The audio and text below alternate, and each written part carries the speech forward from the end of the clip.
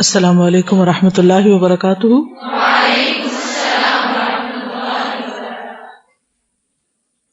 نحمده ونصلی علی رسولہ الکریم، اما بعد فاعوذ باللہ من الشیطان الرجیم، بسم اللہ الرحمن الرحیم، رب اشرح لی صدری ویسر لی امری واحلل عقدۃ من لسانی یفقہوا قولی۔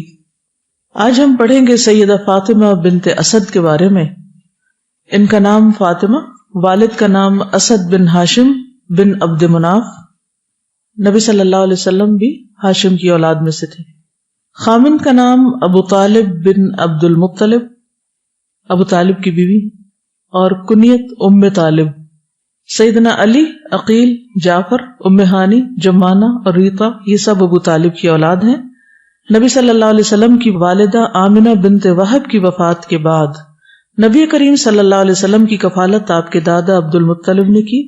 جب دادا عبد المطلب فوت ہو گئے تو آپ کی کفالت ابو طالب نے کی۔ ابو طالب اور فاطمہ بنت اسد کی شفقت اور محبت کے ماحول میں رسول اللہ صلی اللہ علیہ وسلم نے پرورش پائی۔ یہ حضرت علی کی والدہ تھیں اور حسن حسین رضی اللہ عنہما کی دادی تھی۔ انہوں نے رسول اللہ صلی اللہ علیہ وسلم کو بھی بچپن میں شفقت اور محبت سے پالا تھا آپ کی والدہ کی وفات کے بعد۔ ابو طالب اور اس کی بیوی نے یہ مشاہدہ کیا کہ ان کے بیٹوں کے سامنے جو کھانا رکھا جاتا ہے، جب ان کے ساتھ محمد صلی اللہ علیہ وسلم نہیں کھاتے تو وہ کھانا ان کے لیے کافی نہیں ہوتا، وہ سارے بھوکے رہ جاتے ہیں۔ البتہ جب محمد صلی اللہ علیہ وسلم ان کے ساتھ مل کر کھانا کھاتے ہیں تو سبھی پیٹ بھر کر کھاتے ہیں اور کھانا پھر بھی بچ جاتا ہے، یعنی ایک برکت ہوتی ہے۔ اس لیے ابو طالب نے اپنے بیٹوں کو یہ حکم دیا کہ تم انتظار کرو اور محمد صلی اللہ علیہ وسلم کے ساتھ مل کر کھانا کھایا کرو۔ انہوں نے اپنے بیٹوں کو یہ حکم دے رکھا تھا تاکہ کھانے میں برکت اتر آئے جو اللہ تعالیٰ نے ان کے ساتھ مخصوص کر رکھی تھی۔ پانی کا پیالہ ایک بیٹے کے لیے کافی نہیں ہوتا تھا۔ جب اس پیالے سے محمد صلی اللہ علیہ وسلم پہلے پانی پی لیتے تو وہی پیالہ سب بھائیوں کے لیے کافی ہو جاتا۔ اسی لیے ابو طالب نے اپنے مشاہدے کی بنیاد پر یہ کہا کہ اے میرے بھتیجے، آپ بہت بابرکت ہیں۔ ابو طالب کی بیوی یہ سب کچھ اپنی آنکھوں سے دیکھ رہی تھی۔ اسے رسول اللہ صلی اللہ علیہ وسلم کے بابرکت اور صاحب فضل اور شرف ہونے کا یقین ہو گیا۔ یہ آپ صلی اللہ علیہ وسلم کی نبوت سے پہلے کی بات ہے، بچپن کی باتیں۔ یہ برکت تو خیر آپ کی ذات کے ساتھ ہی، لیکن یہ بتائیے کہ کیا عام روزمرہ زندگی میں آپ کو کبھی برکت کا مشاہدہ ہوا ہے؟ کیونکہ برکت ایک ایسا اسلامی کانسیپٹ ہے جس کو عام طور پر لوگ یا ٹوٹلی ڈینائی کر دیتے ہیں یا پھر اس میں غلوب کا شکار ہو جاتے ہیں، اتنا آگے بڑھ جاتے ہیں کہ وہ اپنی اصل سے ہٹا دیتے ہیں۔ تو آپ کے ذہن میں برکت کا لفظ سن کر کیا خیال آتا ہے، اور کیا اس پر یقین بھی آتا ہے کہ برکت کوئی ہوتی ہے چیز یا نہیں ہوتی؟ کسی مثال سے سمجھائیں گے مجھے؟ ہاسٹل میں جو ٹریننگ سیشن ہوتا ہے تو اس میں ہم لوگوں کو سینڈوچز بنانے سکھائے گئے تھے، اور اس میں یہ تھا کہ ایک ٹیبل پہ کچھ لوگ جمع ہو جاتے تھے اور پھر ہم لوگ ان سب نے مل کے سینڈوچز بنائے۔ تو اس دن حالانکہ ہم سب کے حصے جو ہے وہ ایک ایک چھوٹا چھوٹا پیس ہی آیا تھا سینڈوچ کا، لیکن جب ہم نے وہ کھایا اور ہم اوپر گئے تو ہمیں رات کے کھانے تک ہمیں بھوک نہیں لگی ہوئی تھی کسی کو بھی، ہم کہہ رہے تھے کہ ہم فل ہو گئے ہیں بالکل۔ تو اس دن مجھے برکت کے لفظ پہ بہت یقین آیا کہ برکت واقعی کیا چیز ہوتی ہے۔ آپ کے خیال میں وہ کیا چیز تھی جس سے برکت ہوئی؟ سب کے مل جل کر کام کرنے سے۔ جماعت پر اللہ کا ہاتھ ہوتا ہے۔ جب لوگ مل کر کام کرتے ہیں، ایک دوسرے کا احترام کرتے ہیں، ایک دوسرے کا خیال رکھتے ہیں، ایک دوسرے کے لیے ایثار کرتے ہیں تو برکت ہوتی ہے۔ اور جب آپا دھاپی ہوتی ہے، لالچ ہوتی ہے، خود غرضی ہوتی ہے اور ہر کوئی کھینچا تانی کر رہا ہوتا ہے تو برکت اٹھ جاتی ہے۔ پچھلے دنوں میں برکت پر ایک کتاب پڑھ رہی تھی تو ہر چیز پڑھتے ہوئے میرا دل چاہ رہا تھا کہ میں آپ لوگوں کے ساتھ شیئر کروں، لیکن پھر میں نے سوچا کہ شاید کسی موقع پر بیٹھ کے پڑھاؤں اس کتاب کو، کیونکہ ویسے سمجھ نہیں آئے گی۔ سازا اسی طرح نا بہت دفعہ زندگی میں بچپن سے اب تک یہ مشاہدے میں آیا ہے کہ حلال مال سے جو بھی چیز خریدی ہوتی ہے نا وہ ہمیشہ باقی رہتی ہے اور کافی ہو جاتی ہے، لیکن کوئی بھی حرام طریقے سے یا وہ کی ہوتی نا تو وہ پھر کسی نہ کسی طریقے سے ضائع ہو جاتی ہے۔ جی ہاں، یہ بات درست ہے کہ جو رزق حلال کا ہوتا ہے وہ تھوڑا بھی ہوتا ہے تو اس میں برکت ہوتی ہے، اور گھر کے اندر ایک اطمینان اور ایک خوشی ہوتی، ایک فقر و فاقہ کا خوف نہیں ہوتا۔ لیکن حرام کما کر کتنا بھی انسان کے پاس اکٹھا ہو جائے تو اس کو وہ اطمینان نصیب نہیں ہوتا۔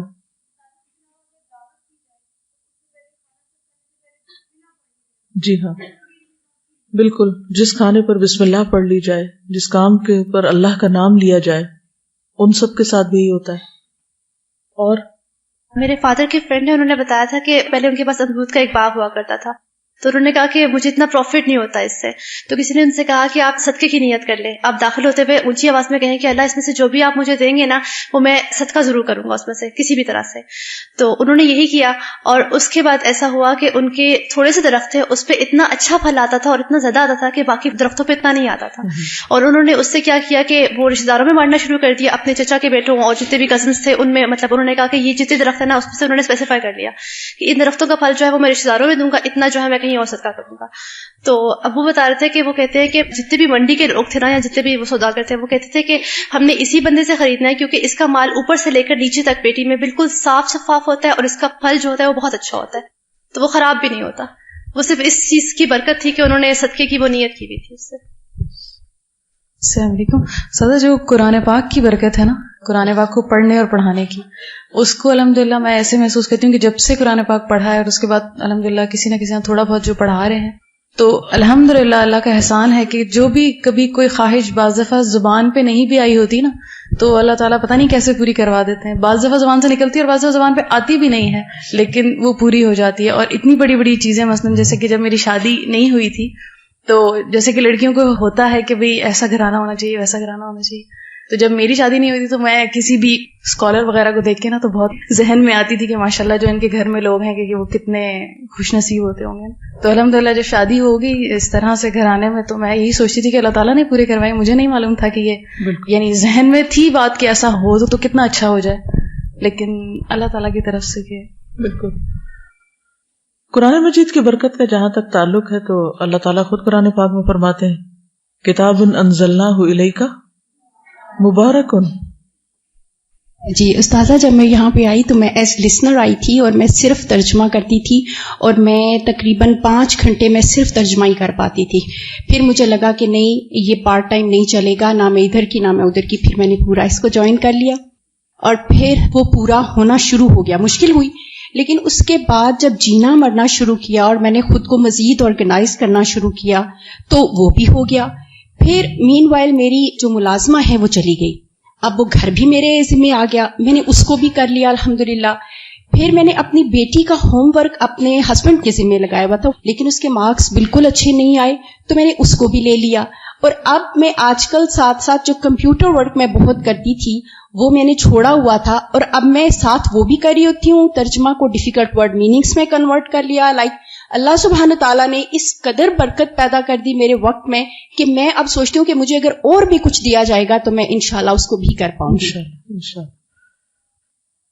استاذہ, میں نے ٹریولنگ کرتے ہوئے اس کو بہت فرق کو محسوس کیا ہے, کیونکہ پہلے میں گئی ہوئی تھی آؤٹ آف کنٹری تو اسٹڈیز کے لیے, تو اس وقت میں نے قرآن نہیں پڑھا ہوا تھا, لیکن پھر قرآن پڑھنے کے بعد مجھے ٹریول کرنے کا اتفاق ہوا قرآن کے لیے. تو آئی واز ویری سرپرائز کہ 1-1.5 سال میں وہ ریسرچ اور وہ چیزیں میں نے سیکھی, لیکن ود ان 2 month قرآن پڑھنے کے بعد قرآن کے اوپر ریسرچ کرنا, چیزیں کرنا اتنا کوئکلی آیا کہ میں حیران ہو گئی تھی کہ یہ کیسے پڑھنا بھی اور کام بھی پھر کرنا. اور خاص طور پہ یہ کہ آپ ٹریولنگ کے دوران سفر کی دعائیں اور یہ وغیرہ, مجھے تو پرسنلی ایکسپیرینس ہوا تھا, تو آئی واز ویری سرپرائز. الحمدللہ.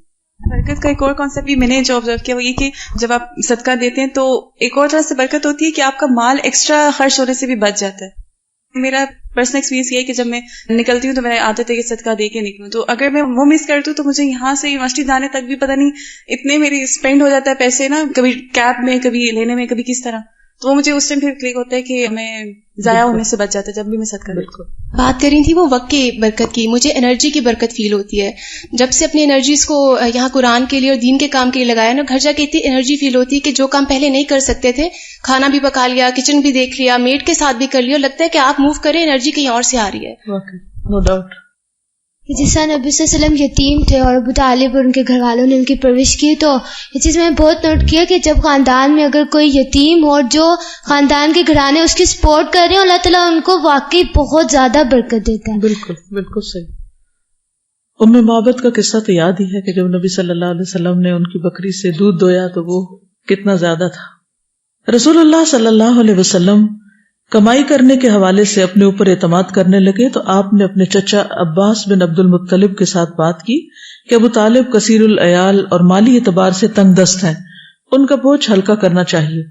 دونوں ابو طالب کے پاس گئے اور اس موضوع پر بات کی تو اس نے ان دونوں سے کہا علی اور جعفر جو ابو طالب کے بیٹے تھے ان کو اپنی کفالت میں لے لیں اور تیسرے بیٹے عقیل کو میرے پاس رہنے دو، اس طرح میرا بوجھ کافی حد تک ہلکا ہو جائے گا۔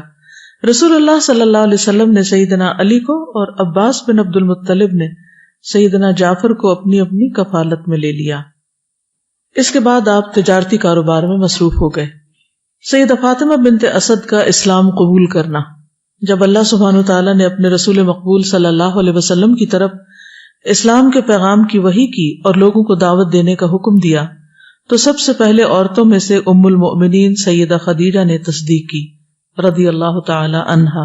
ان کے بعد مردوں میں سب سے پہلے سیدنا ابو بکر صدیق اور بچوں میں سب سے پہلے سیدنا علی رضی اللہ عنہ نے تصدیق کرنے کی سعادت حاصل کی۔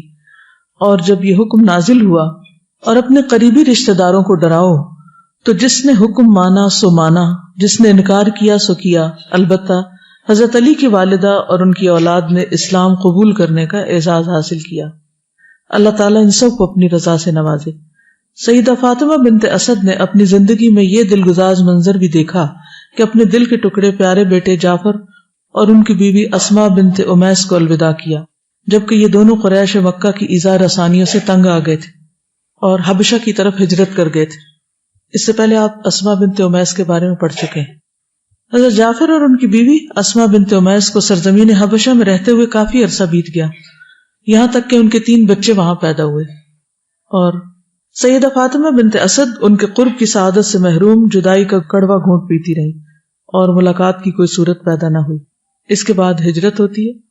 سیدہ فاطمہ بنت اسد اور ان کے بچوں نے دیگر مہاجرین کے ساتھ مدینہ منورہ کی طرف ہجرت کرنے کی سعادت حاصل کی اور اللہ کے کلمے اور دین اسلام کو سربلند کرنے کے لیے پوری تندہی سے مصروف عمل ہو گئی۔ فاطمہ بنت اسد کو اپنی زندگی میں سب سے زیادہ خوشی اس وقت ہوئی جب ان کے بیٹے علی بن ابی طالب نے بتایا کہ وہ حضرت فاطمہ کے ساتھ رشتہ ازدواج میں منسلک ہوں گے۔ یہاں پر آپ دیکھیے کہ جو بہت اہم بات ہے وہ یہ کہ ابو طالب آخر تک اسلام نہیں لائے اور ان کی بیوی بہت شروع میں ہی مسلمان ہو گئی، بچے بھی ہو گئے۔ اس سے کیا بات سیکھنے کو ملتی؟ اب ظاہر مسلمان تھی، نماز بھی پڑھتی ہوں گی، قرآن بھی پڑھتی ہوں گی، باقی ریچولز بھی ادا کرتی ہوں گی۔ ہجرت سے پہلے ابو طالب کی وفات ہو گئی تھی، لیکن وہ سارا وقت، وہ سارا عرصہ 13 سال تھے مکی زندگی کے، انہوں نے ایک ایسے شوہر کے ساتھ گزارے جو خود ایمان پر نہیں تھے۔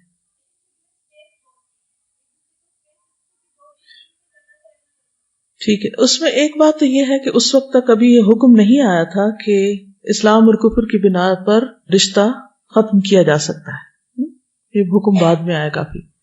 لیکن یہ حکم نہ بھی ہو تو بھی ایک ایسے شخص کے ساتھ زندگی بسر کرنا اور اچھی طرح بسر کرنا کہ جس میں ماں اور بچے ایک دین پر ہوں اور باپ دوسرے دین پر ہوں۔ آج کل بہت سے مسلمان مرد برائے نام مسلمان ہیں، نہ وہ نماز پڑھتے ہیں، نہ روزہ رکھتے ہیں، نہ حج کرنے کا نام لیتے ہیں، نہ ہی ان کے اندر اور اسلام والی کوئی چیز ہے۔ بعض اوقات یہ ایکسٹریم نہیں بھی ہوتی تو ایک اور سچویشن ہوتی ہے، اس میں بیوی دین پڑھ رہی ہے، شعوری مسلمان ہو رہی ہے، دین کے احکامات پر آگے بڑھ کر عمل کرنے والی، لیکن شوہر ایک روایتی مسلمان ہے، نماز پڑھ لیتا ہے، روزہ رکھ لیتا ہے، اور اس کے بعد ٹیلی ویژن ہے اور وہ ہے، یا جو نارمل روٹین کے زندگی کے کام ہیں، یا پھر یہ کہ اپنے بزنس میں یا اپنے کام کاروبار میں فیئر نہیں ہے۔ بعض لوگ فیئر ہوتے ہیں لیکن ان کو بس دین سے صرف کلمے نماز روزے کی حد تک ہی لگاؤ ہوتا ہے، ان کے نزدیک حجاب کرنا یا دین پڑھنا کوئی ضروری نہیں ہوتا، لیکن اسی گھرانے میں خاتون خود اور بچوں کو لے کر دین کی طرف ایک کے بعد ایک منزل طے کرتی چلی جاتی۔ ایسی سچویشنز میں کیا کرنا چاہیے؟ صبر و تحمل،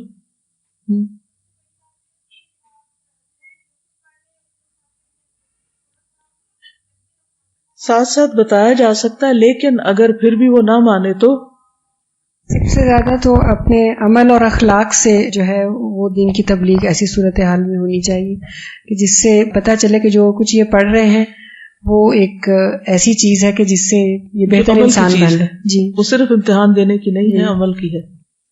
ہوتا یہ کہ جب یہاں پہ پڑھ رہی ہوتی ہے نا قرآن، تو وہ اور کہیں ٹائم نہیں دیتی، صرف وہ قرآن کے اندر مطلب وہ پڑھتی جائیں گی یا کچھ اور کرتی. انہوں نے کیا کیا کہ اپنے بچوں کو ساتھ لے کے، she was actually in control of things, کے بچوں کو ساتھ لے کے چلی تھی نا.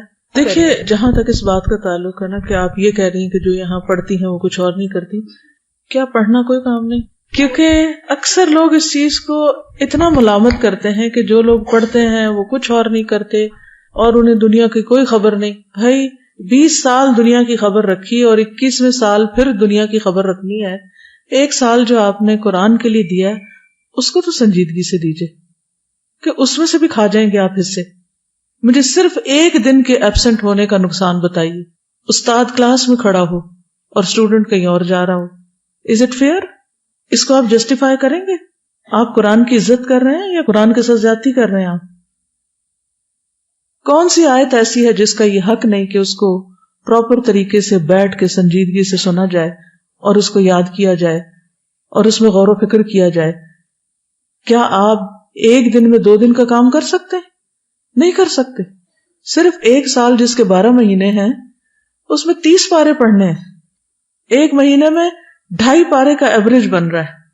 ہر روز کا اتنا کام ہے کہ اگر آپ 1 دن کام نہیں کرتے آپ دوسرے دن حق دے ہی نہیں سکتے. ہو سکتا ہے کہ کوئی آپ میں سے سپر وومن ہو جو دونوں چیزوں کو ایکولی لے کے چلیں، ورنہ آپ سب اپنے آپ پر غور کریں کہ آپ قرآن کے طالب علم ہیں. آپ کی پرائرٹی نمبر 1 اس وقت کیا ہونی چاہیے؟ قرآن کو پڑھنا، سمجھنا، کیونکہ بعد میں اتنا ٹائم آپ نہیں دے سکیں گے. کچھ بھی کر لیں اتنا نہیں دے سکتے آپ. تو اس کو اپنے ذہن سے نکال دیجئے کہ یہ جو پڑھ رہے ہیں یہ بیکار قسم کے لوگ ہیں. اصل مسئلہ یہاں ہے کہ پڑھتے ہوئے جو نہیں پڑھ رہے ان کو ساتھ کیسے لے کے چلنا ہے. سوال یہ ہے، ٹھیک ہے نا، کہ ہم پڑھ رہے ہیں، گھر والے نہیں پڑھ رہے، ہمارے اور ان کے خیالات میں فرق آتا جا رہا ہے. اب رشتے تو نہیں کاٹے جا سکتے کہ کاٹ سکتے ہیں آپ؟ نہیں کاٹ سکتے. ساتھ کیسے لے کے چلنا ہے یہ ڈھنگ آنا چاہیے. یہ یہاں سے سیکھنے کی چیز ہے کہ وہ مسلمان ہے، بچے مسلمان ہیں، وہ ایک دین پر ہیں، وہ دوسرے دین پر اور ایک گھر میں رہ رہے ہیں. کیسے مینج کیا ہوگا؟ وہ کیا حکمت عملی تھی؟ جرت اور استقامت. دیکھیے کسی بھی چیز کو جب تک آپ اس درجے میں نہیں لیں گے نا کہ یہ میرے لیے زندگی موت کا مسئلہ ہے. دین پر چلنا اور دین پر نہ چلنا کیا ایک جیسی چیز ہے؟ ایک عورت ہمیشہ دین کے معاملے میں مرد کے تابع ہو جاتی ہے. بہت کم عورتیں ایسی ہوتی ہیں کہ جو اپنے دین کی آئیڈینٹی برقرار رکھ سکیں. یہ پریشرز میں جینا ہے. شوہر کا راستہ کوئی اور ہے اور آپ کا کوئی اور ہے، وہ کچھ اور سوچ رہا ہے، آپ کچھ اور سوچ رہے ہیں، اور آپ سروائیو کر رہے ہیں اور آپ پورے خاندان کو ساتھ لے کے چل رہے ہیں. یہ آسان کام نہیں ہے. لیکن بہت سے لوگ یا آر ہو جاتے ہیں یا پار ہو جاتے ہیں، یا تو گھر ہی چھوڑ دیتے ہیں یا دین چھوڑ دیتے ہیں. کیا گھر چھوڑنا حل ہے؟ نہیں نا. کیا دین چھوڑنا حل ہے کہ ایزی وے آؤٹ ہے؟ چھوڑو اس سب کو، اور بھی تو ساری دنیا جی رہی ہے نا. ہم نے کیوں اپنے لیے مصیبت کھڑی کر لی؟ میں اور میرے ہسبینڈ ہم مشرق و مغرب، لائک میں قرآن کی ریسپیکشن لگاتی ہوں تو راگ جو ہوتا ہے نا وہ پریفر کرتے ہیں. اور استاذہ جب ہم پرائرٹائز کر لیتے ہیں نا اور اللہ کے لیے کوئی چیز تو وہ رستے بھی نہیں آسان ہے. ایک اچھا فیصلہ کر لینے کے بعد یہ انرجیز لگا کے پھر اللہ سبحانہ تعالیٰ پہ توکل کر کے دعا کے ساتھ جب میں نے چلا، ہر روز کی چیزیں شیئر کی میں نے ان کے ساتھ. اور الحمدللہ استاذہ ابھی کتنے 3 months ہارڈلی ہوئے ہیں مجھے یہاں پہ، اور وہ جماعت کے ساتھ نماز ادا کرتے ہیں. اور میرے کمپیوٹر کی تمام چیزیں جو ہیں وہ کلین ہو چکی ہیں الحمدللہ.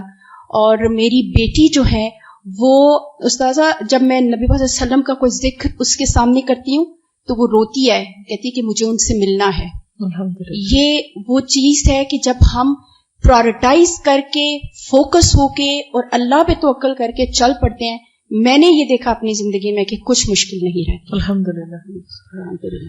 اب نیکسٹ لیول پہ جائیں گے. ایک صورت یہ ہے کہ شوہروں کو حکمت کے ساتھ، محبت کے ساتھ، پیار سے اس طرف لے آئیں، بچوں کو، خاندان کو، گھرانے کو. دوسری صورت یہ کہ کوشش کامیاب نہ ہو اور وہ کسی صورت نہ مانے. ایسی بھی ہوتی ہے مثالیں. ہر کوشش کر لیتے ہیں پھر بھی نہیں مانتے. اب کیا ہونا چاہیے؟ جی یس بالکل، یہ بہت امپورٹنٹ ہے. وہ دین پر ہیں یا نہیں، یہ ان کا اور ان کے رب کا معاملہ ہے. ہم اپنی سی کوشش کر لیں، لیکن ان کی رسپیکٹ، ان کے ساتھ حسن سلوک، ان کے حقوق کا خیال رکھنا، ان کی ضروریات پوری کرنا، ان کو امپورٹنس دینا، افیکشن دینا، ان کو اٹینشن دینا، یہ ہے وہ چیزیں جو ان کو اس طریقے پہ لے آئیں گی. اور اگر وہ نہیں آتے تو بھی آپ ایک اچھی مثال قائم کریں گی. اس کو کہتے ہیں ڈفرنس مینجمنٹ. یہ ایک علم ہے، اسکل ہے، فن ہے. ڈفرنس مینجمنٹ، امت مسلمہ کو ڈفرنس مینجمنٹ نہیں آ رہا. اس وجہ سے زوال ہے اکثر جگہوں پر، چاہے ادارے ہوں، چاہے گھر ہوں، چاہے ملک ہو، چاہے بحیثیت امت کے ایک امت ہو. ہم اس شخص کے ساتھ چل نہیں سکتے جس سے ہمارا کسی بھی قسم کا چھوٹا موٹا اختلاف ہو جائے، چاہے مذہبی اختلاف ہو، چاہے ویسے کوئی اختلاف ہو.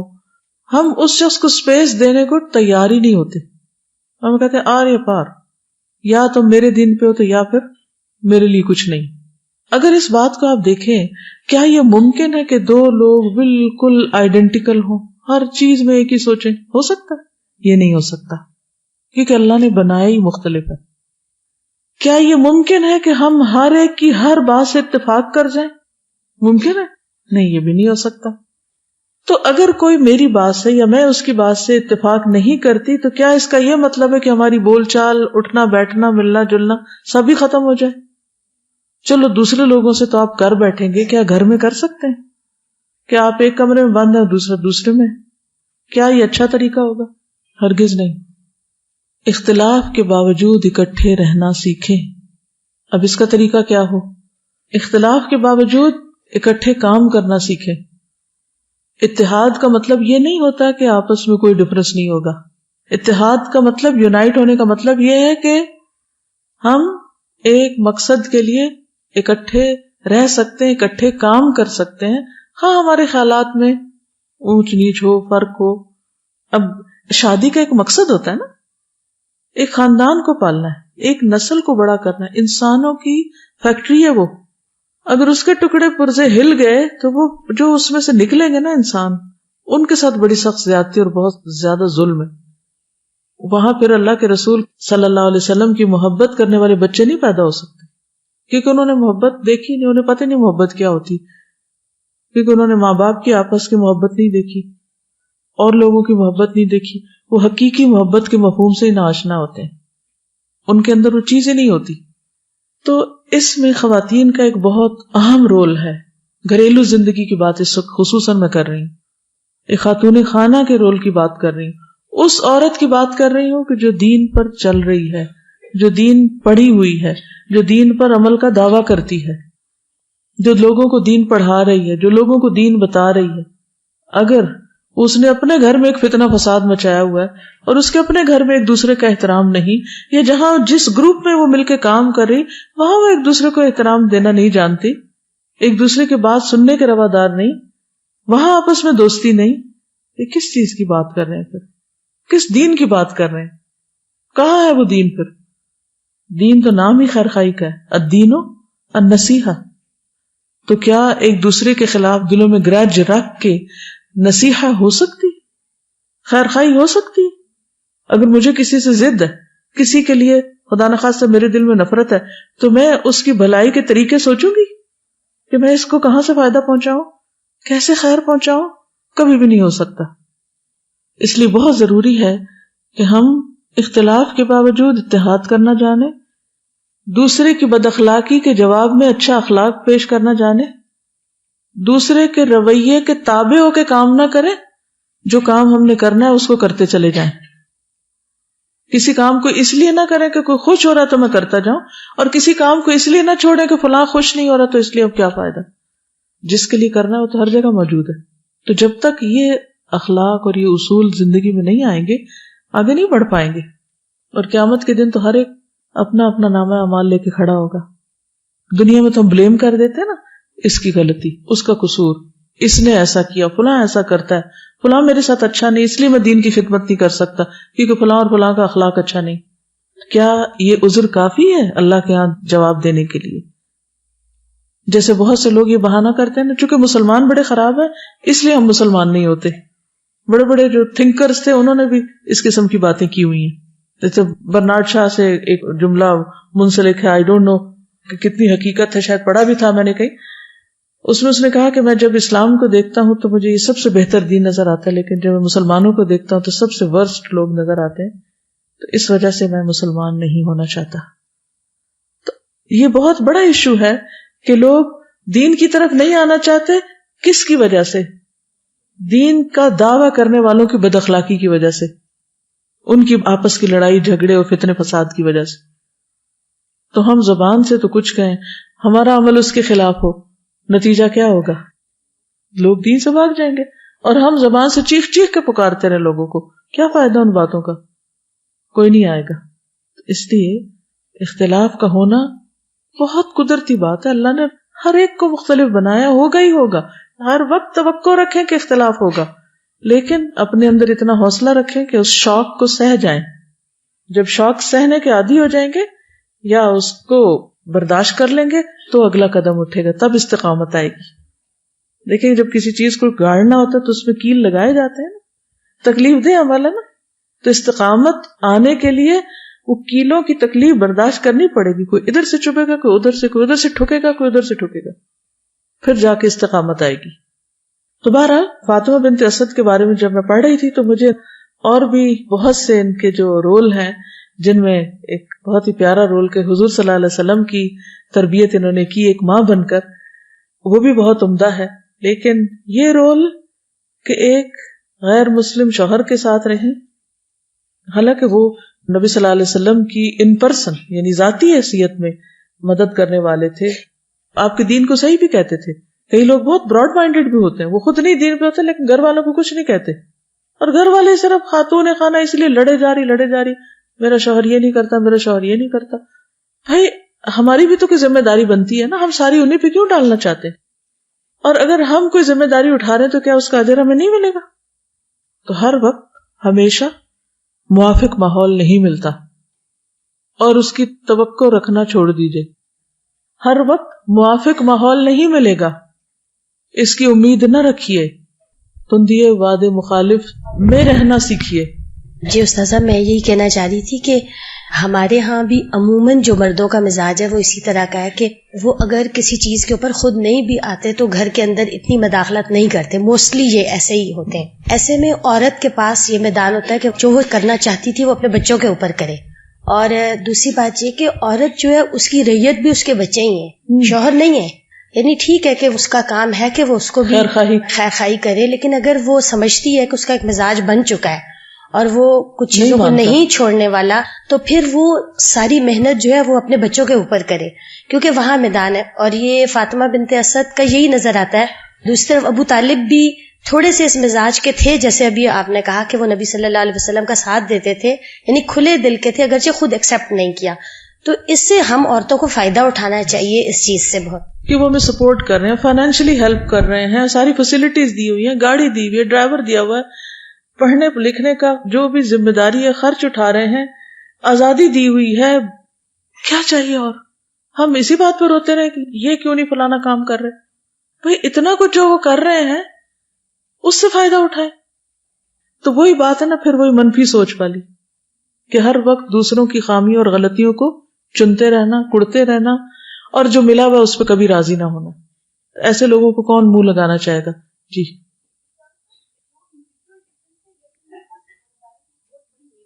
جی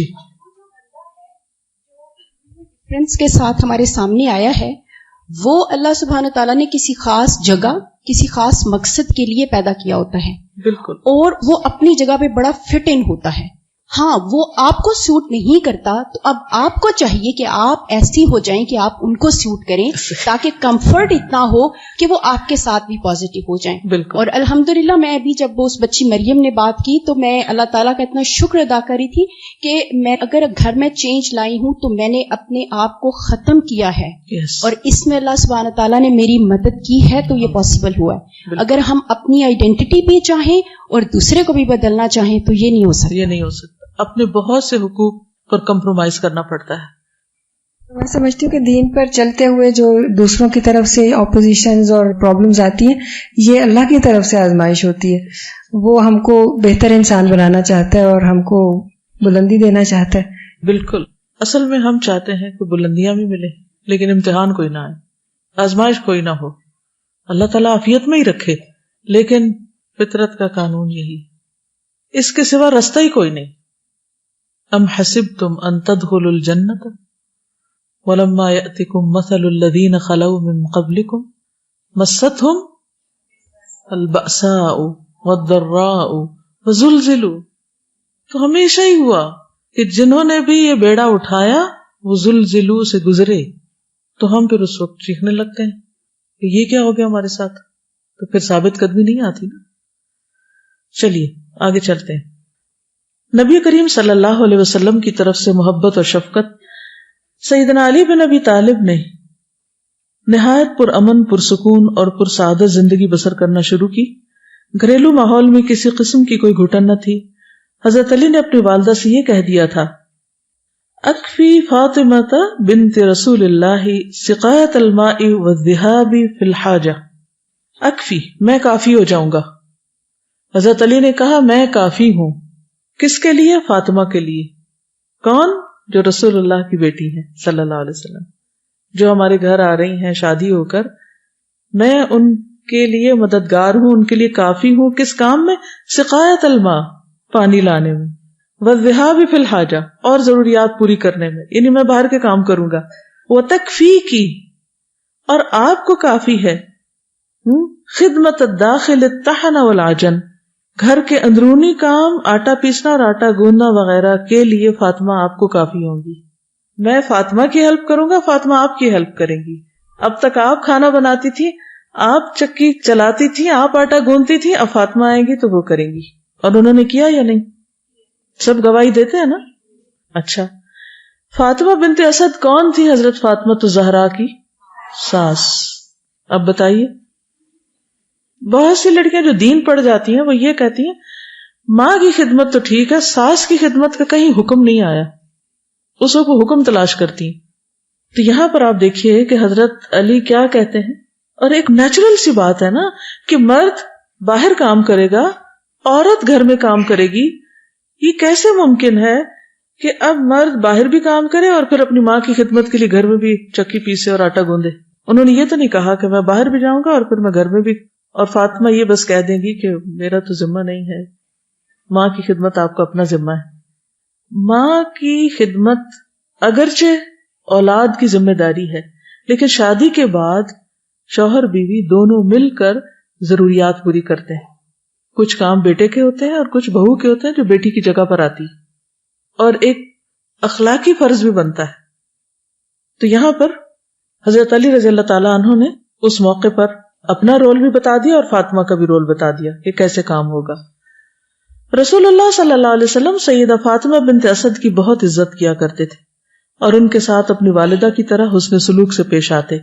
سیدہ فاطمہ بنت اسد نے اسلامی ثقافت کی دولت کو اپنے دامن میں سمیٹا اور احادیث رسول کو روایت کرنے کا اعزاز بھی حاصل کیا. احادیث کی کتابوں میں ان سے بیان کردہ 40 احادیث منقول ہیں, جن میں سے 2 احادیث بخاری اور مسلم میں بھی مذکور ہیں. رسول اللہ صلی اللہ علیہ وسلم سیدہ فاطمہ بنت اسد کے گھر اکثر و بیشتر تشریف لایا کرتے تھے. وہ ان کی ماں کی جگہ پر بھی تھی نا, چچی تو تھی لیکن ماں بھی تھی ایک طرح سے, اور بعض اوقات وہاں دوپہر کے وقت آرام بھی کر لیتے تھے. علامہ ابن سعد نے اپنی کتاب طبقات میں لکھا ہے, اسلمت فاطمۃ بنت سعد وکانت امرأۃ صالحہ وکان رسول اللہ صلی اللہ علیہ وسلم یزورها ویقیل فی بیتها. فاطمہ بنت اسد نے اسلام قبول کیا, وہ بڑی صالح خاتون تھی. رسول اللہ صلی اللہ علیہ وسلم ان کے ہاں تشریف لے جایا کرتے تھے اور دوپہر کے وقت ان کے گھر سو بھی جاتے، نیپ لینے کے لیے قیلولہ کرتے۔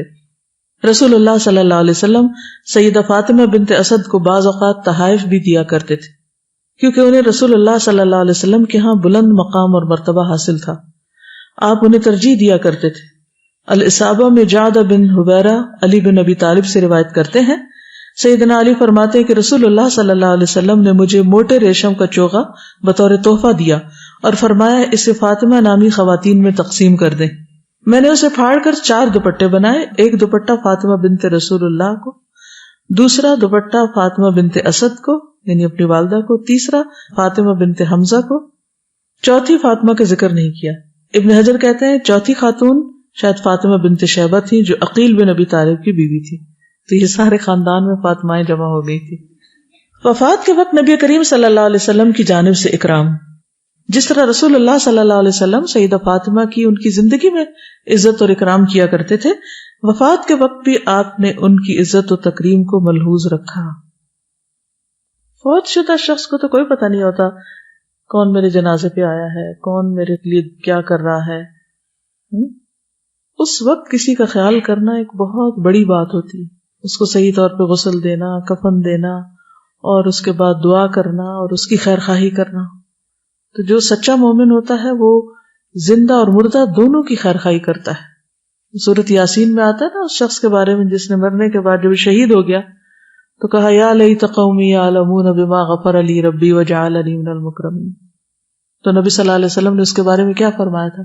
نصح قومہ حیا و میتا، اس نے اپنی قوم کی خیر خواہی کی زندگی میں بھی اور موت کے بعد بھی۔ تو یہ تو جانے والے کی طرف سے تھی۔ اسی طرح جو نوبل کیریکٹر ہوتا ہے وہ ہر حال میں دوسرے کے لیے کیئرنگ ہوتا ہے، چاہے کوئی زندہ ہو یا کوئی فوت ہو چکا ہو۔ جابر کہتے ہیں کہ ہم رسول اللہ صلی اللہ علیہ وسلم کے پاس بیٹھے ہوئے تھے، ایک شخص آپ کے پاس آیا، اس نے کہا اے اللہ کے رسول صلی اللہ علیہ وسلم، علی، جعفر اور عقیل کی والدہ فاطمہ بنت اسد فوت ہو گئی ہیں۔ رسول اللہ صلی اللہ علیہ وسلم نے فرمایا قوموا الی امی، چلو اٹھو میری ماں کے ہاں چلیں۔ ہم سب اٹھ کھڑے ہوئے، ہم اس طرح سہمے ہوئے تھے جیسے ہمارے سروں پر پرندے بیٹھے ہوں۔ جب ہم گھر پہنچے تو رسول اللہ صلی اللہ علیہ وسلم نے اپنی قمیص اتاری اور فرمایا جب تم اسے غسل دے لو تو کفن سے پہلے اسے یہ قمیص پہنا دینا۔ پھر جب ان کا جنازہ لے کر چلے تو رسول اللہ صلی اللہ علیہ وسلم کبھی میت کی چارپائی اٹھاتے، کبھی آگے بڑھتے، کبھی پیچھے ہٹتے، یہاں تک کہ ہم قبر پر پہنچ گئے۔ یعنی ایک محبت کا انداز ہے نا، کیئر کا انداز ہے۔ پھر پہلے قبر میں خود اترے، پھر قبر سے باہر نکلے اور فرمایا اللہ کا نام لے کر اسے قبر میں اتار دو۔ جب انہیں دفن کر دیا گیا تو قبر پر کھڑے ہو کر سیدہ فاطمہ بنت اسد کو خراج تحسین پیش کرتے ہوئے فرمایا جزاک اللہ من ام وربیبۃ خیرا فنعم الام والربیبہ، اے میری ماں، اے میری پرورش کرنے والی، اللہ تجھے جزائے خیر عطا کرے، تو میرے لیے بڑی بہتر ماں اور پرورش کرنے والی تھی۔ راوی کہتا ہے کہ ہم نے عرض کیا اللہ کے رسول صلی اللہ علیہ وسلم، آپ نے 2 کام ایسے کیے جو ہم نے پہلے کبھی آپ کو ایسا کرتے نہیں دیکھا۔ نبی کریم صلی اللہ علیہ وسلم نے پوچھا وہ کیا؟ ہم نے عرض کیا ایک تو آپ کا قمیص اتارنا، دوسری قبر میں اترنا۔ آپ نے فرمایا میری قمیص اس کے کفن میں شامل ہونے سے اسے کبھی آگ نہیں چھوئے گی، اور جہاں تک میرا قبر میں اترنے کا تعلق ہے اس کا فائدہ یہ ہوگا کہ اللہ تعالیٰ اس کی قبر کو فراخ کر دے گا۔ پھر آپ صلی اللہ علیہ وسلم نے فرمایا یہ خاتون میرے لیے میری حقیقی ماں کی طرح تھی۔ ابو طالب کے لیے جب دسترخوان بچ جاتا تو وہ ہم سب کو اپنے ساتھ کھانے میں شامل کرتے، تو یہ خاتون اس کھانے میں سے تھوڑا سا بچا لیتی جو مجھے دے دیتی اور میں اسے اپنے ساتھ لے آتا۔ نبی کریم صلی اللہ علیہ وسلم نے سیدہ فاطمہ بنت اسد کی نماز جنازہ پڑھائی، اپنے چچا عباس اور ابو بکر صدیق کے تعاون سے انہیں قبر میں اتارا۔ ان کی قبر حضرت اسامہ اور حضرت ابو ایوب انصاری نے کھودی تھی۔ انس بن مالک کا بیان ہے کہ جب علی رضی اللہ تعالیٰ عنہ کی والدہ سیدہ فاطمہ بنت اسد فوت ہو گئی تو رسول اللہ صلی اللہ علیہ وسلم تشریف لائے اور ان کے سرہانے بیٹھ گئے۔ فرمایا اے میری ماں، تجھ پر اللہ کی رحمت ہو، تو نے میری حقیقی ماں کے بعد میرے لیے ماں کا کردار ادا کیا۔ تو خود بھوکی رہتی اور مجھے خوب کھلاتی، مجھے لباس پہناتی، خود اچھا نہ کھاتی بلکہ اچھا کھانا مجھے کھلا دیتی، اور اس سے محض اللہ تعالیٰ کی خوشنودی اور جنت مطلوب ہوتی۔ دیکھیں ہر ماں اپنے بچے کے لیے تو بہت کیئرنگ ہوتی ہے، لیکن اس بچے کے لیے جس کی ماں فوت ہو چکی ہو یا جس کا باپ فوت ہو چکا ہو، اس کا خیال صرف وہی رکھ سکتا ہے جسے جنت چاہیے ہو، جسے اللہ کی رضا چاہیے ہو، جو صرف اللہ ہی کی محبت میں کھلا رہا ہو کسی کو، ورنہ دنیا کی کوئی چیز کسی کا دل اتنا بڑا نہیں کر سکتی کہ وہ اس کو دے جس سے کسی خیر کے پہنچنے کی توقع نہ ہو۔ سیدنا عبداللہ بن عباس کا بیان ہے کہ جب سیدنا علی کی والدہ سیدہ فاطمہ بنت اسد وفات پا گئی تو رسول اللہ صلی اللہ علیہ وسلم نے اپنی قمیص کفن میں شامل کی، خود ان کی قبر میں لیٹے، ان کے لیے جزائے خیر کی دعا کی۔ صحابہ نے عرض کیا، اللہ کے رسول صلی اللہ علیہ وسلم، آپ نے پہلے تو اس طرح کبھی نہیں کیا۔ رسول اللہ صلی اللہ علیہ وسلم نے فرمایا، ابو طالب کے بعد یہ خاتون میرے ساتھ سب سے بڑھ کر حسن سلوک سے پیش آتی۔ تو یہ بھی کتنا زبردست کیریکٹر ہے کہ حسن سلوک کا جواب حسن سلوک کے ساتھ کیا جائے۔ میں نے اس کو اپنی قمیص اس لیے پہنائی تاکہ اسے جنت کے چوغے پہنائے جائیں، اس کی قبر میں لیٹا ہوں تاکہ یہ عذاب قبر سے محفوظ رہے۔ یہ تھا رسول اللہ صلی اللہ علیہ وسلم کا حسن سلوک اپنی دوسری والدہ سیدہ فاطمہ بنت اسد ہاشمیہ کے ساتھ۔ اللہ تعالیٰ ان پر اپنی رحمت کی برکھا برسائے اور انہیں اپنی خوشنودی سے نوازے، اور قیامت کے دن جب اہل ایمان کو انعامات سے نوازا جائے انہیں بھی اجر و ثواب کے انعام سے سرفراز کرے، آمین۔ چند باتیں اس کے علاوہ جو ان کے متعلق اور ان کے خاندان سے متعلق۔ ان کے شوہر اگرچہ مسلمان نہیں ہوئے تھے ابی طالب، لیکن انہوں نے آخری دم تک نبی صلی اللہ علیہ وسلم کا ساتھ دیا تھا۔ جب نبی صلی اللہ علیہ وسلم شب ابی طالب میں گئے تھے تو اس گھاٹی میں حضرت فاطمہ بھی تھی، ابو طالب خود بھی تھے، حضرت خدیجہ بھی تھی، اور وہاں کی زندگی سخت مشقت کی زندگی تھی، جس کے بعد حضرت خدیجہ کا انتقال ہو گیا تھا اور ابو طالب کا بھی۔ تو اس سے ایک بات اور یہ بھی پتہ چلتی ہے کہ دین کی خدمت اللہ تعالیٰ کسی سے بھی لے سکتا ہے، اگر ہم نہیں کریں گے تو کوئی اور کرے گا۔ اس لیے کبھی بھی کسی قسم کا کوئی تعاون دین کی ترقی کے لیے کرنا پڑے تو اسے کسی انسان پر احسان جتا کر نہ کریں کہ شاید آپ کسی انسان کے لیے کر رہے ہیں۔ بخاری میں بھی ایک حدیث ہے نا کہ اللہ تعالیٰ اس دین کی مدد تائید فاسق و فاجر سے بھی کروا لیتا ہے۔ اگر اللہ تعالیٰ ہمیں کسی بھی قسم کا کوئی موقع دیتا ہے تو اسے سعادت سمجھنا چاہیے اور اس پر اللہ کا شکر ادا کرنا چاہیے۔ اللہ تیرا شکر ہے تو نے ہمیں توفیق دی۔ اس پر بھی کبھی نہ رہیے کہ چونکہ ہم نے بڑے بڑے کارنامے کیے ہیں کسی بھی قسم کے تو جنت ملنا ضروری ہے، وہ اللہ کی رحمت ہے۔ کسی کے کمالات کی بنا پر یا کسی کے بڑے کارناموں کی بنا پر وہ نہیں ملتی جب تک اللہ کی رحمت نہ ہو۔ تو کچھ بھی کر لیں زندگی میں، ہمیشہ اللہ سے اس کی رحمت اور اس کا فضل مانگتے رہیں۔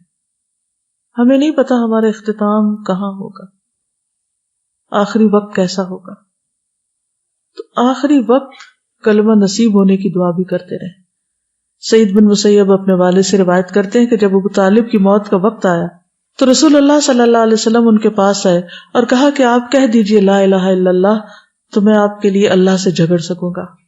لیکن کیا ہوا، اسی وقت ابو جہل، عبداللہ بن امیہ بن مغیرہ وہ بھی آ گئے۔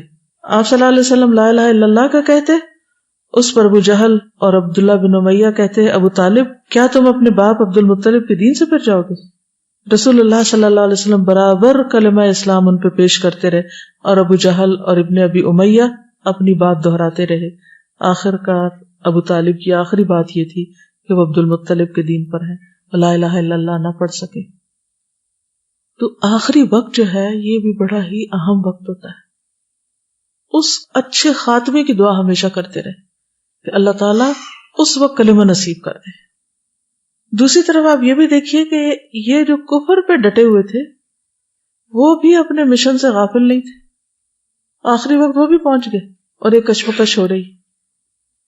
پرسوں مجھے کسی نے فون کیا کہ وہ جس ملک میں رہتی ہیں، اسلامی ملک ہے، وہاں پر ہسپتالوں میں بائبل تقسیم کرنے کی آفیشیل اجازت انہوں نے لے لی ہے، مل گئی ہے لوگوں کو۔ میں نے کہا آپ کہاں ہیں؟ محنت کے بغیر تو ان کو اجازت نہیں ملی، آپ کہاں ہیں؟ آپ کو چاہیے کہ آپ قرآن تقسیم کرنے کی اجازت لے لیں۔ ہم اعتراض تو بہت کر سکتے، فلاں ملک ایسا کر رہا ہے، فلاں جگہ پہ ایسا ہو رہا ہے، فلاں جگہ پہ ایسا ہو رہا ہے، لیکن کیوں ہو رہا ہے؟ کبھی ہم نے سوچا؟ مسئلوں کی نشاندہی تو سبھی کر لیتے ہیں، یہاں یہ خرابی ہے، وہاں وہ خرابی، لیکن خرابیوں کو ٹھیک کرنے والے کہاں ہیں؟ ان کا دماغ کیوں نہیں کام کرتا؟ تو میں یہ سوچ رہی تھی کہ ہسپتالوں میں جو مریض پڑے ہوتے ہیں، عام طور پر زندگی موت کی کشمکش میں عموماً رشتہ دار بھی تھک جاتے ہیں، وہ اپنی باتوں میں لگے رہتے ہیں، مریض کے سر پہ بھی بیٹھ کے دنیا بھر کی باتیں کر رہے ہوتے ہیں، اور ایسے میں کچھ لوگ پوری پلاننگ کے ساتھ پہنچ جاتے ہیں، اور ابو جہل والا کردار ادا کرتے ہیں اور لوگوں کو صحیح دین کی طرف نہیں آنے دیتے. وفات کے بعد نبی صلی اللہ علیہ وسلم نے نہ ابو طالب کا جنازہ پڑھا نہ دفن میں شریک ہوئے، کیونکہ اللہ تعالیٰ کی طرف سے اجازت نہیں تھی. حضرت علی کو آپ نے کہا کہ تم جاؤ اور سارا کام کر لو، دفن کر لو. تو وہ کہتے ہیں کہ جب میں دفن کیا اور فارغ ہوا تو آپ صلی اللہ علیہ وسلم کے پاس آیا. میرے اوپر مٹی اور غبار کے اثرات تھے. آپ نے مجھے غسل کرنے کا حکم دیا. آپ نے میرے حق میں دعائیں کی. نبی صلی اللہ علیہ وسلم نے وہ چچا کو تو دعا نہیں دے پا رہے تھے تو حضرت علی کو دعائیں دی. حضرت علی کہتے ہیں کہ ان کے مقابلے میں مجھے زمین بھر کے خزانے بھی اچھے نہیں لگتے. یعنی جو دعائیں مجھے نبی صلی اللہ علیہ وسلم سے مل گئی وہ ہر چیز سے زیادہ قیمتی تھی. فاطمہ بنت اسد کے بچوں کے بارے میں بھی تھوڑی سی معلومات. ان کے صرف ایک بچے جن کا نام طالب بن ابی طالب تھا وہ مشرک فوت ہوئے تھے، باقی جو تھے وہ مسلمان ہو گئے تھے. عقیل بن ابی طالب کی شادی ہوئی تو عبداللہ بن محمد بن عقیل کہتے ہیں کہ وہ ہماری طرف آئے تو ہم نے ان سے کہا کہ آپ کو خوشحالی اور اولاد نصیب ہو. انہوں نے کہا رکو، یوں نہ کہو، کیونکہ نبی صلی اللہ علیہ وسلم نے ہمیں اس سے منع فرمایا. کہا ہے یوں کہا کرو، بارک اللہ لہا فیک و بارک لک فیہا، اللہ تمہارے لیے اسے مبارک کرے اور تمہیں اس کے لیے مبارک کرے. یعنی شوہر کو بیوی کے لیے اور بیوی کو شوہر کے لیے. حضرت جعفر جو تھے ان بچوں میں سے وہ حضور صلی اللہ علیہ وسلم سے صورت اور عادات میں سب سے زیادہ مشابہ تھے. چچا کے بیٹے تھے نا. اور جعفر بن ابی طالب جو تھے نبی صلی اللہ علیہ وسلم کے بعد سب سے زیادہ جود و سخا میں آگے تھے باقی بہن بھائیوں کی نسبت. ابو ہریرہ کہتے ہیں رسول اللہ صلی اللہ علیہ وسلم کے بعد جود و سخاوت میں جعفر بن ابی طالب سے زیادہ کسی افضل شخص نے جوتے نہیں پہنے یا پہنائے یا سواری پر سوار ہوا یا بہترین لباس زیب تن کیا. یعنی سب سے زیادہ سخی تھے مراد یہ. مسکینوں کے ساتھ سب سے زیادہ بہتر سلوک کرنے والے. ابو ہریرہ کہتے ہیں کہ لوگ کہتے ہیں کہ ابو ہریرہ بہت احادیث بیان کرتا ہے، حالانکہ پیٹ بھرنے کے بعد میں ہر وقت حضور صلی اللہ علیہ وسلم کے ساتھ رہتا. میں خمیری روٹی نہ کھاتا، نہ عمدہ لباس پہنتا، نہ میری خدمت کے لیے کوئی فلاں یا فلانی تھی، بلکہ میں بھوک کی شدت کی وجہ سے اپنے پیٹ پہ پتھر باندھ لیا کرتا. بعض اوقات میں کسی کو کوئی آیت اس لیے پڑھ کے اس کا مطلب پوچھتا کہ مجھے گھر جا کے کھانا کھلا دے، حالانکہ مجھے اس آیت کا مطلب خود معلوم ہوتا. مسکینوں کے ساتھ سب سے بہتر سلوک کرنے میں جعفر بن ابی طالب سب سے آگے تھے. ہمیں اپنے گھر لے جاتے اور جو کچھ بھی گھر میں موجود ہوتا ہمیں کھلاتے. بعض اوقات تو ایسا ہوتا کہ صرف شہد یا گھی کی کپی ہی نکال کے لاتے اور اسے ہم پھاڑ کر اس میں جو کچھ ہوتا اسے چاٹ لیتے. یعنی کچھ بھی نہیں ہوتا تھا تو صرف جیسے برتن چاٹنے والا ہوتا نا وہی لا کے رکھ دیتے تو وہ ہم چاٹ لیتے تھے.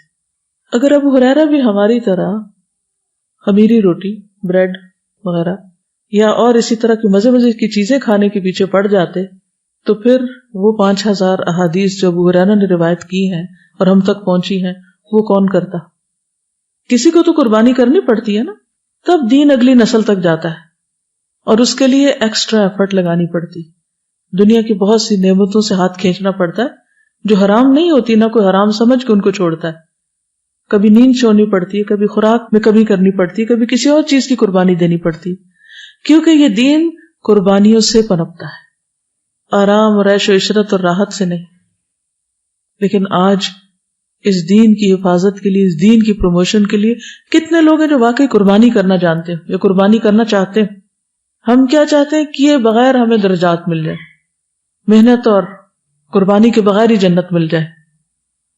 ام حسبتم ان تدخلوا الجنت ولما یأتکم مثل الذین خلوا من قبلکم، اسی جنت میں جانا چاہتے جس میں اتنی قربانیاں کرنے والے پہنچے اور تم بغیر کسی قربانی کے وہاں ان کے برابر ہونا چاہتے ہو؟ کیسے ہو سکتا ہے؟ جعفر کی شہادت کب ہوئی تھی؟ غزوہ موتہ میں، جس میں آپ نے زید بن حارثہ کو امیر بنا کے بھیجا، کہا کہ اگر وہ شہید ہو جائے تو جعفر، اور جعفر شہید ہو جائے تو عبداللہ بن رواحہ. تو بہرحال وہ تینوں یک کے بعد دیگرے شہید ہو گئے.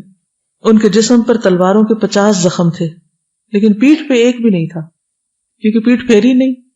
ان کی شہادت پہ نبی صلی اللہ علیہ وسلم بہت غمگین ہوئے، ان کے بچوں کے لیے دعا کی اور آپ نے خوشخبری دی کہ وہ جنت میں 2 پروں کے ساتھ اڑ رہے ہیں. عبداللہ بن عمر کہتے ہیں جب بھی جعفر کے بیٹے ان کو سلام کرتے تو یوں کہا کرتے، السلام علیکہ یا ابن ذی الجناحین، اے 2 پروں والے بزرگ کے صاحبزادے تم پر سلام ہو.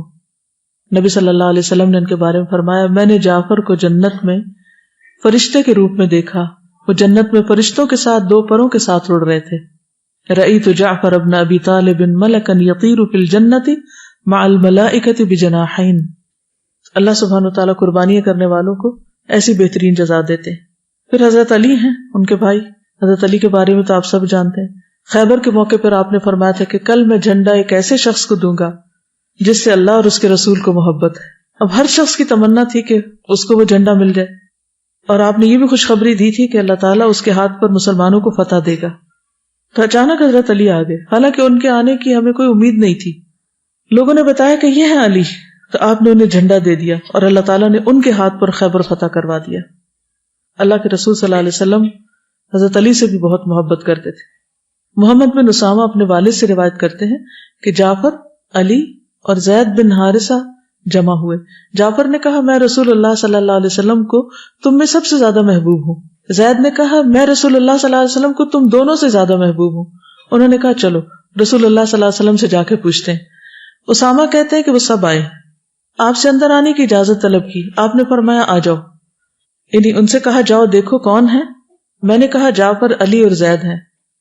میں انہیں کیا کہوں؟ فرمایا ان کو اندر آنے دو. وہ سب اندر آ گئے. کہا آپ کو سب سے زیادہ محبوب کون ہے؟ آپ نے فرمایا فاطمہ. انہوں نے کہا نہیں ہم مردوں کے بارے میں سوال کر رہے ہیں.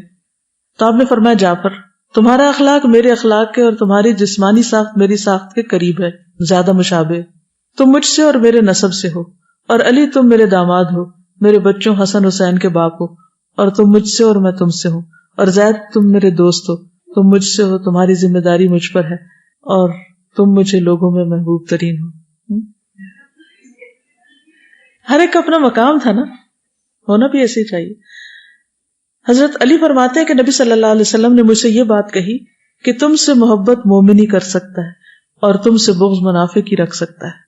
نبی صلی اللہ علیہ وسلم نے حضرت علی سے فرمایا کیا تم اس پر خوش نہیں کہ تم میرے لیے ایسے ہو جیسے موسیٰ کے لیے ہارون تھے؟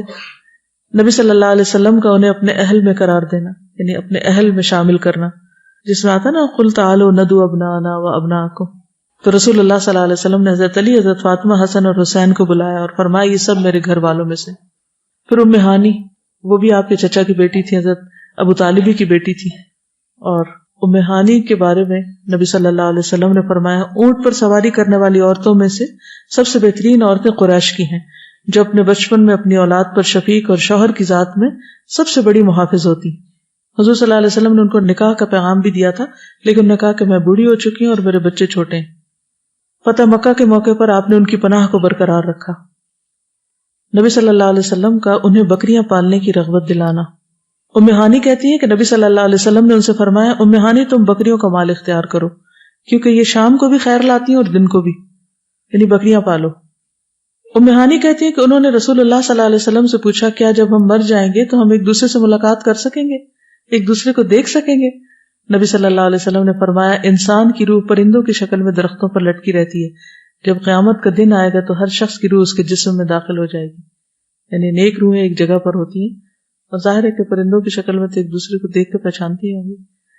نبی صلی اللہ علیہ وسلم نے ایک موقع پر اپنا بچا ہوا مشروب ان کی خدمت میں پیش کیا تھا جب وہ روزے سے تھے. ایک موقع پر نبی صلی اللہ علیہ وسلم نے ان سے کھانا طلب کیا. ام ہانی کہتی ہیں کہ رسول اللہ صلی اللہ علیہ وسلم میرے پاس تشریف لائے، پوچھا کہ تمہارے پاس کچھ کھانے کو ہے؟ میں نے عرض کیا نہیں، البتہ سوکھی روٹی کے ٹکڑے اور سرکہ ہے. فرمایا لاؤ. وہ گھر جس میں سرکہ وہ محتاج نہیں ہوتا.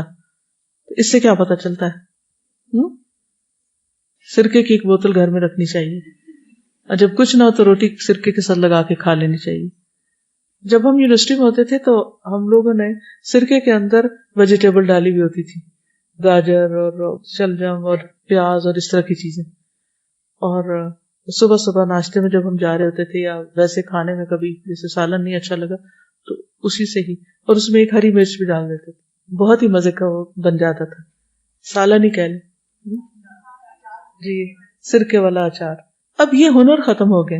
اب ہم کیا چاہتے ہیں؟ پروسیسڈ فوڈ ہو ہمارے دسترخوان پہ، رنگ رنگ کی مختلف رنگ کے کھانے ہوں، نہ پکانے پڑے نہ چبانے پڑے، بس ایسے ہی کھا لے اور پیٹ بھر جائے. اچھا، اور آپ کو پتہ ہے کہ کچھ لڑکیاں ایسی تھی جو سرکہ افورڈ نہیں کر سکتی تھی.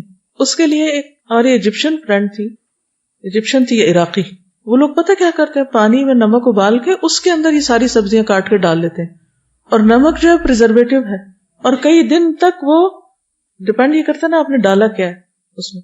اسی طرح وہ بہترین جار تیار ہو جاتا تھا اور اس سے لوگ اپنا کھانا پینا کر رہے ہوتے تھے. اب یہ سلیقے ختم ہو گئے ہیں، اس لیے ہم محتاج ہو گئے ہیں. ٹھیک ہے. فاطمہ بنت اسد کے پوتے اور پوتیاں محمد بن عقیل، عبداللہ بن جعفر، الحسن بن علی، الحسین بن علی، محمد بن الحنفیہ، عمر بن علی بن ابی طالب، عبید اللہ بن علی، ابو بکر بن علی، زینب الکبریٰ، ام کلثوم الکبریٰ.